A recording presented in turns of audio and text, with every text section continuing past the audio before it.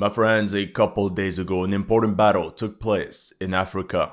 An entire column of the PMC Wagner, composed of over 100 mercenaries, got destroyed in the middle of the Sahara by local Tuareg groups. We all saw the images of the aftermath. Dozens of Tuareg fighters contemplating their victory as they walked around countless burned vehicles and above all, heavy casualties covered in sand. As of now, we're talking about 80 fatalities. This is the PMC's deadliest day outside Ukraine since the Battle of Khamsham in Syria in February 2018. Мы знаем, что попадем в ад, но в аду мы будем лучшими. Лучшие в аду. Are we surprised though? Remember what I told you in one of my previous videos. The Malian army suffered multiple defeats against jihadis at the end of 2023. As you can see, a handful of Wagnerian mercenaries can only do so much in the immensity of the Sahel region. How can you seriously expect 1,000 Wagnerians to achieve what the French army could not do with 5,000 troops and modern equipment? It was bound to happen. The worst is that Wagner's campaign in North Mali was actually going well, especially since in this region the jihadists and the Tuaregs are enemies. But this time, they decided to join forces and tag team PMC Wagner. You son of a bitch!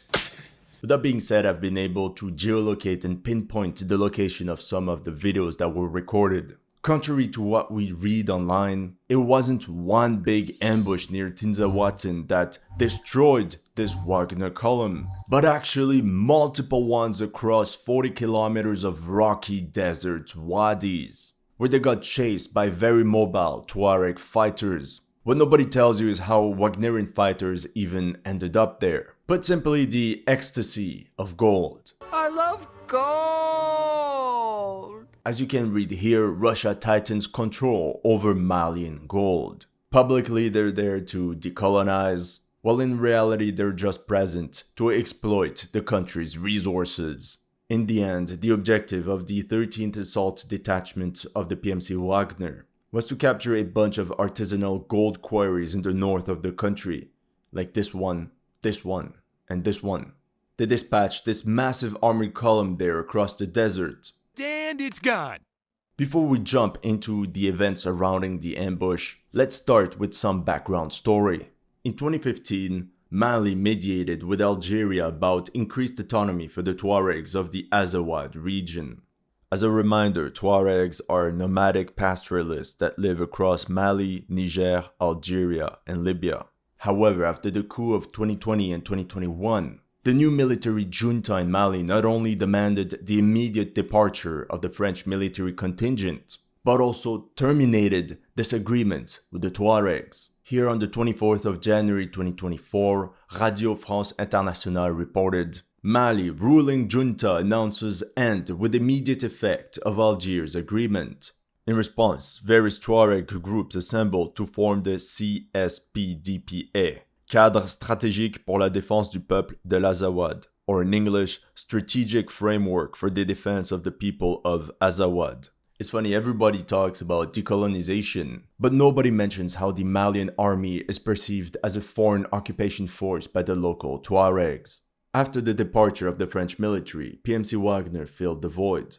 They now have an estimated force of 1,000 to 1,600 fighters stationed in Mali. Their goal is to protect the presidency and help the country with the never-ending jihadist insurgency. Same story for neighboring Burkina Faso. Actually, in this video from Burkina Faso, we see how Russian mercenaries act as a Praetorian guard for Ibrahim Traoré, the leader of the military junta. Wagner's interests in the region are certainly geopolitical, but also financial. You see, in this world, there's two kinds of people, my friend. Those with loaded guns, and those who dig. You dig. As you can see on this map, there are numerous gold mines in the south of Mali, probably the ones that made Mansa Musa so wealthy. However, in the past few years, there has been a new gold rush in the region of Kidal, in the north of the country. Here you can see how most of these new mines are artisanal, and they're sprawling across the desert. This Tuareg local said, It's simple. You look for gold with your detector, you dig shallow, and you find it. In this context, PMC Wagner decided to tighten its grip over these multiplying gold mines. As you can see in this article from the 10th of February 2024, Wagner takes up position at Intahaka gold mine in Mali. This one was located in the region of Gao. The next objective of the Russians was to secure the gold mines in the region of Kidal. Only problem, this region was controlled by Tuareg rebels. For years, Malian forces mainly fought against various jihadist groups in the central part of the country, but in the fall of 2023, Malian forces supported by the Wagner PMC launched a raid against Kidal. On the 2nd of October, a large Malian army convoy comprising approximately 120 vehicles set out from Gao towards Kidal. On board were about 600 military personnel, including 150 to 200 musicians from PMC Wagner. And the chain of command was very simple. The Russians were the ones leading the column and leading operations. In the following weeks, Wagnerian troops used terror to pacify the region. Following their passage through the village of Ersane, 17 bodies that got the Marie Antoinette treatment were discovered. And at the end of June 2024, Wagner launched a punitive expeditions against Abeybara, where they killed 60 to 70 Tuareg civilians.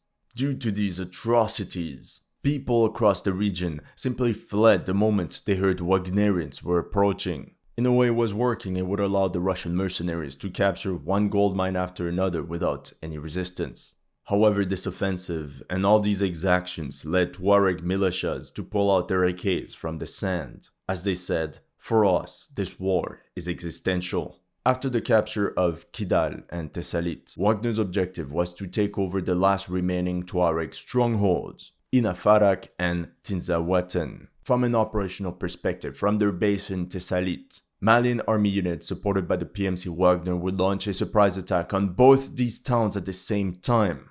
A good old double penetration. On the 22nd of July, the first column of 21 vehicles pushed towards Inafarak and captured the town without resistance. In my opinion, there's an important factor that I have to share with you. Tuareg rebels can simply evade Wagner and take refuge in safe zones across the border in Algeria.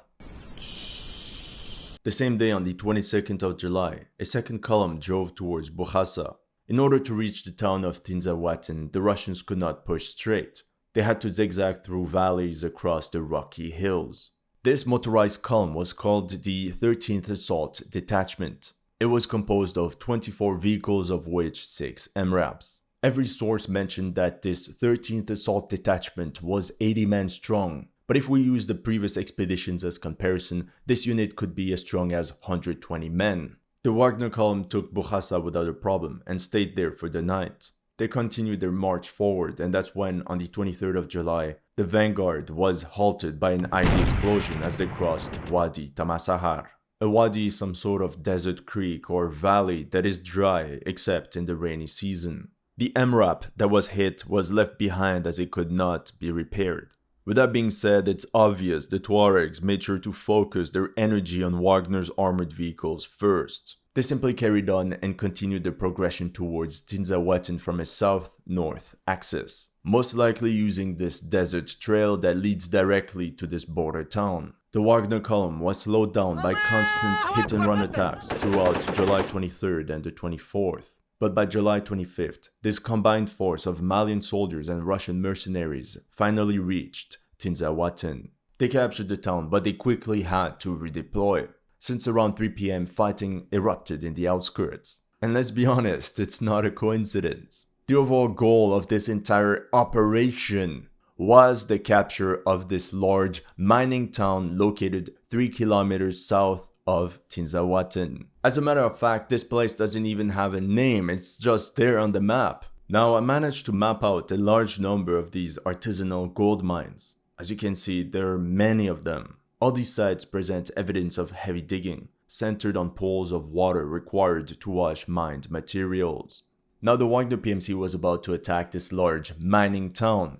But do you really think the Tuaregs are just gonna hand over this cash-making machine without a fight?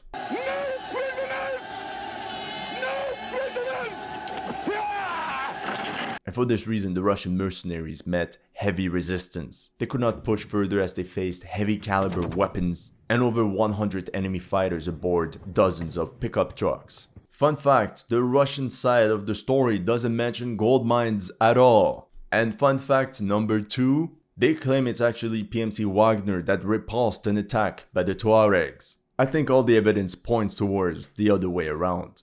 At the end of the day, both sides regrouped their forces. The Wagnerians took position inside this compound, 700 meters away from the mining town. After the short battle, the Tuaregs of the CSP claimed the destruction of 4 enemy vehicles, of which 2 MRAPs. The next day, positional fighting continued. A helicopter even flew out in support of the Wagner column, either to help them in the attack or to medevac some wounded soldiers. But as you can see here, the helicopter eventually withdrew from the area of operations, and apparently later crashed near the airport of Kidal. Some reports claim everyone aboard was fine. Others claim the pilot and the flight engineer were reported as KIA. On the 27th of July, the situation became extremely tense as more and more Tuareg fighters started swarming the compound. That's when the Wagner task force decided to withdraw from Tinzaouaten. In the process, they abandoned a lot of equipment behind at the compound that they thought would slow them down. The commander of the 13th Assault Detachment hoped that he would benefit from air support, with helicopters being able to fend off potential enemy units. However, in this part of the world, the desert is king, and a massive sandstorm erupted. The weather was too bad for the helicopters to be able to intervene, and the Wagner column would have to push through on its own across hostile territory, without any air support. On the other side, Tuareg rebels are used to sandstorms. Throughout the retreat, they harassed the already diminished and tired mercenaries. The poor weather made command and control extremely difficult for PMC Wagner units. The moment they crossed this rocky valley, it was GG, well played. It was the perfect ambush site, with countless rocky boulders that could be used as firing positions. In this footage, we can see the first Wagnerian vehicles burning. Here, Tuaregs fire at the column as they're protected by the rocky terrain. Behind them, we can see about 6 pickup trucks, which they will use to follow the Wagnerians. At one of these many ambush sites, we can see a destroyed MAZ 6317 truck. They also made use of RPGs and 81mm mortars like this one to pin down enemy forces. Eventually, the Wagnerians regained cohesion and managed to push out of this trap. The Fremens moved quickly, the Tuaregs, and simply funneled the Russians from one ambush site to another. In this one, Tuareg guerrillas empty everything inside one of these abandoned MRAPs. Whereas in this ambush site, we can see a bunch of them just pillaging one of the trucks left behind. They even managed to capture one of the MRAPs. Of course, the good old Razia, just like their ancestors did for centuries before them. The remainder of the Russian column trickled down towards their base in Kidal, with less vehicles every passing kilometer. And that's how they went straight into jihadist territory, 40 kilometers south of Tinzaouaten. They were welcomed by 2 car bombs that probably just infiltrated the column, and when they detonated, it was a free-for-all. And I believe this last ambush of this painful retreat took place somewhere in this sector.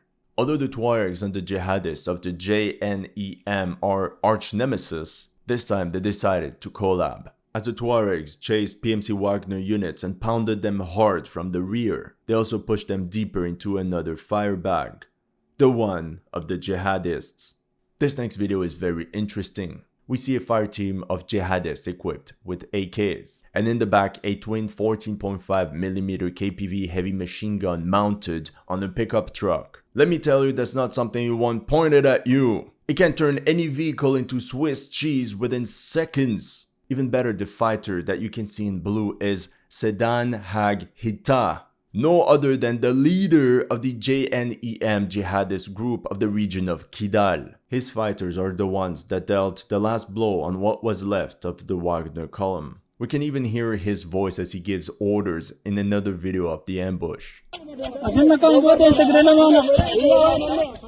really wanted this battle to be his moment. From the 24 vehicles that left Tizaouaten on the 23rd of July, from all the video evidence available, I counted 5 vehicles left at the end, all of them completely burned. In this video, we get another perspective of the ambush, and same thing, we see that 5 PMC Wagner vehicles were destroyed, and they were also packed with the survivors of all these successive waves of ambushes. It must have been a real nightmare for these men. After hours of battle under the blazing heat of the Sahara Desert, the commander of this Wagner column was in pain as he had already been wounded twice. His men were now all out of ammo and getting dizzy by the lack of water. That's when, on July 27th at 5:10 p.m., the commander picked up his radio and sent the following message. "Only 3 of us are left. We continue the fight." Those were his last words. This marked the end of the 13th detachment of the PMC Wagner. У нас есть контракт. Контракт с компанией. Контракт с Родиной. С совестью. Let's talk about the aftermath. The entire column got annihilated. But not in one big ambush like we would think, but in multiple ones throughout the day across 40 kilometers. The Tuaregs did the heavy lifting, while the last attack was carried out by the jihadists of the JNEM group. As for PMC Wagner, we're talking about a total of about 80 KIA. But the real death toll of this entire operation from the 23rd of July to the 27th could actually be much higher, as high as even 100 or 120 fatalities in the ranks of the Russian mercenaries. From the images available, it's hard to see with all the sand, but a majority of them looked European. They were Russians. Local sources claim to have smoked 84 Wagnerians and 47 Malian army soldiers. We talked about it earlier. This makes sense considering the size of the column that headed towards Tinzaouaten. There's this video where we see dozens of PMC Wagner guys lined up, KIA, laying in the sand around burnt vehicles. At one point, one of the jihadist fighters kicked one of them. The jihadists run away in fear. As a Wagnerian rises up, he picks up a rock and with the energy of despair, he tries to fight his way out until an enemy fighter comes close to him and opens fire. Sergei Shevchenko, the commander of this 13th Assault Detachment of the PMC Wagner, was among the casualties. There was also another fatality which hit closer to home. Among the dead was 29-year-old Nikita Bely, the admin of the Grey Zone Telegram channel. It's weird because you read his Telegram post every day or so and there he is. The rebel fighters also took a couple prisoners of war. We have video evidence of 5 of them, 1 Russian and 4 Africans. There could be more, but for now that's what we know. Meanwhile, the Tuaregs of the CSP, the ones that did the heavy lifting, they reported 12 KIA and 32 wounded within their ranks. As a follow-up of this ambush, Mali carried out a retaliatory drone strike on Tinzaouaten. There were dozens of casualties, and guess what? There were no Tuareg fighters among them. Why? Because it struck one of the gold mining sites filled with foreign workers. Now, there are many claims that Ukrainian Spec Ops operatives participated in this ambush. Press X for doubt. Honestly, I don't think so. There's nothing indicating that there was foreign help, since they use the same tactics as they always do and use the same good old equipment.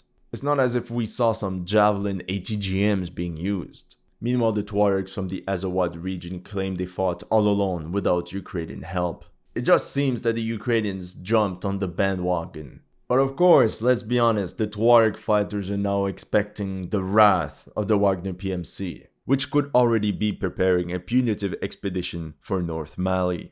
That's all I have for you today. Let me know in the comment section what you thought of my analysis. If you're new to this channel, make sure to like and subscribe. And if you want to support my work, make sure to check out my Patreon or PayPal. The link is in the description below.